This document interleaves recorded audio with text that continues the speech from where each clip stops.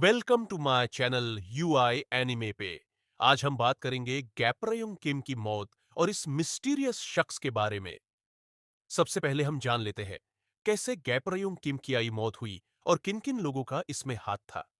लेकिन उससे पहले जरा अगली वीडियो की बात कर लेते हैं। मैंने पिछले वीडियो के नीचे कमेंट में लिखा था कि डैनियल गन से ठीक से फाइट क्यों नहीं कर पाया।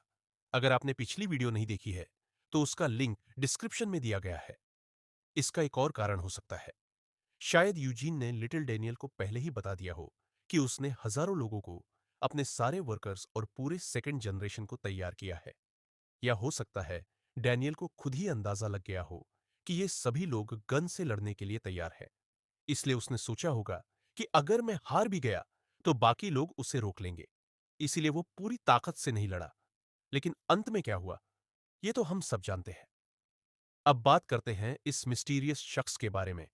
दोस्तों, मेरे हिसाब से यह यामाजाकी का तीसरे नंबर का आदमी हो सकता है, क्योंकि इसमें कई सिमिलरिटीज दिखती है, जैसे कि उसकी जैकेट और खाली बॉडी।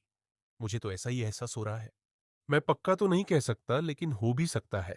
तो चलिए अब शुरू करते हैं गैपरयोंग किम की मौत पर विस्तार से बात।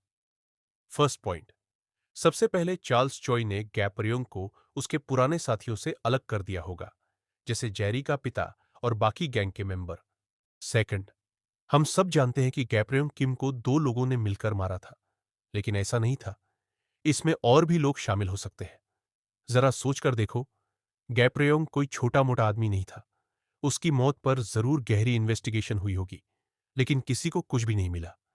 इसका मतलब यही हो सकता है कि इस इंसिडेंट में बड़े बड़े लोगों का हाथ था, जैसे कि बड़ी बड़ी कंपनियों के सीईओ और ऊंचे स्तर के गवर्नमेंट ऑफिशियल्स, जैसे कि ये शख्स। क्योंकि हम सब जानते हैं कि पॉलिटिक्स बहुत गंदी चीज होती है, और ओल्ड गैब्रियल पॉलिटिक्स में भी उतर गया था, जिससे उसके दुश्मन और भी ज्यादा बढ़ गए थे। और मैं पॉलिटिक्स के बारे में ज्यादा कुछ कहना नहीं चाहूंगा, आप सब खुद ही समझ चुके होंगे। थर्ड, जरा इस तस्वीर को ध्यान से देखिए। इसमें कुछ खंजर जैसा दिख रहा है। हो सकता है कि गैब्रियल से सीधे मुकाबला न कर पाने के कारण उन्होंने इस तरह का खतरनाक हथियार इस्तेमाल किया हो। इसका आकार ही बताता है कि अगर एक भी वार सही जगह पर लगा तो जान पर बन आएगी।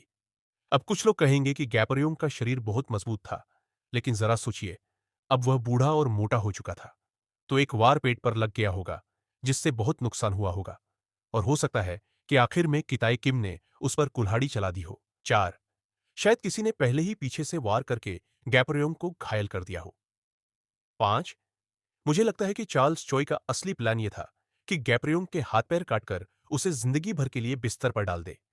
लेकिन हो सकता है कि किताई ने किसी की बात न सुनकर सीधे उस पर कुल्हाड़ी चला दी, जैसे आज भी उसे किसी से घंटा फराक नहीं पड़ जाता। सिक्स, यह भी मुमकिन है कि लड़ाई के दौरान गैपरयोंग को यह एहसास हो गया हो कि उसने अपने बेटे और वाइफ के साथ बहुत बुरा किया है, और अब वही बेटा उसे मारने पर उतारू है। इस गहरे झटके के बाद उसका लड़ने का हौसला टूट गया होगा। सेवन, और हो सकता है कि जिन्योंग पार्क उस समय उस जगह पर मौजूद रहा हो। शायद कोई ऐसी सिचुएशन बनी हो जहां वो चाहकर भी कुछ नहीं कर पाया, क्योंकि जब किसी दोस्त की मौत की खबर मिलती है तो दुख होता है, लेकिन अगर वही दोस्त आपकी आंखों के सामने मारा जाए और आप कुछ कर भी ना पाए, तो वो सदमा कहीं ज्यादा गहरा होता है। शायद इसलिए जिन्योंग पार्क को इतना गहरा सदमा लगा था। यह भी संभावना है कि लड़ाई में बंदूक का इस्तेमाल हुआ हो, लेकिन इसकी संभावना बहुत कम है, क्योंकि हम जानते हैं चार्ल्स चोई अपने किसी भी प्लान में जरा भी रिस्क नहीं लेता। तो दोस्तों, ये थे कुछ इंपॉर्टेंट फैक्ट्स गैपरयोंग किम की मौत से जुड़े हुए। आपको क्या लगता है, इन सब में से सबसे सच्चाई के करीब कौन सी फैक्ट है? नीचे कमेंट करके जरूर बताइए। और हाँ, वीडियो पसंद आए तो चैनल को सब्सक्राइब करना ना भूलें। अगले वीडियो में फिर मिलते हैं, तब तक के लिए बाय।